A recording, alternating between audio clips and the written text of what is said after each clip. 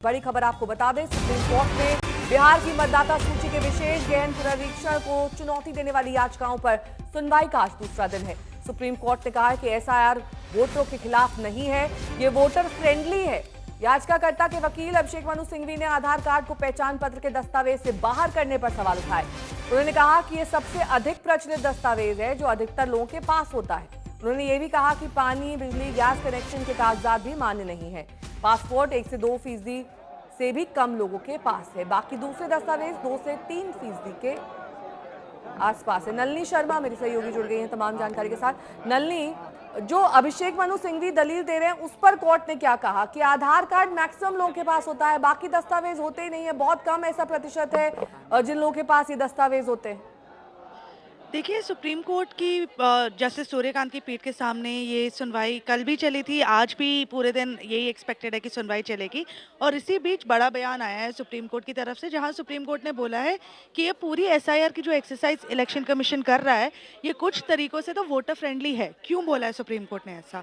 उन्होंने कहा है कि जो पहचान के दस्तावेज की संख्या इलेक्शन कमीशन ने बढ़ाई है, पहले से 7 पहचान के दस्तावेज इलेक्शन कमीशन एक्सेप्ट कर रहा था, लेकिन अब 11 दस्तावेज वो एक्सेप्ट करने के लिए तैयार हैं। तो ये जो संख्या 7 से 11 की बढ़ी है, इस तरीके से ये पूरी एक्सरसाइज वोटर फ्रेंडली कुछ हद तक तो है।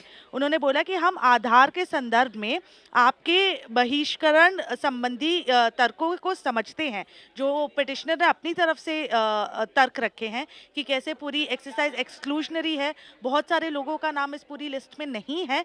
उन्होंने बोला कि आप आधार के संदर्भ में बोल रहे हैं वो हम समझते हैं, लेकिन और भी बहुत सारे दस्तावेज हैं जो इलेक्शन कमीशन एक्सेप्ट करने के लिए तैयार है। जो पहले सिर्फ 7 एक्सेप्ट कर रहे थे, अब वो 11 एक्सेप्ट कर रहे हैं। उन्होंने कहा लेकिन एसआईआर द्वारा जारी किए गए दस्तावेजों का विस्तार में मतदान हितैषी है, बहिष्करण नहीं।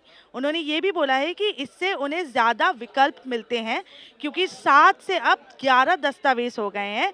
ये तर्क दिया गया है कि क्या गणना जो पूरी एक्सरसाइज है एसआईआर की को वैधानिक से विपरीत बनाया जा सकता है या नहीं।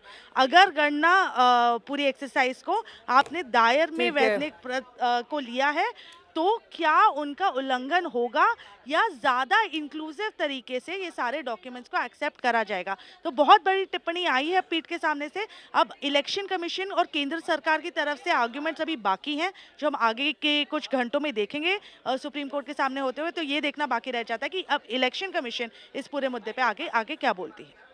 बहुत बहुत शुक्रिया तमाम जानकारी के लिए आपका।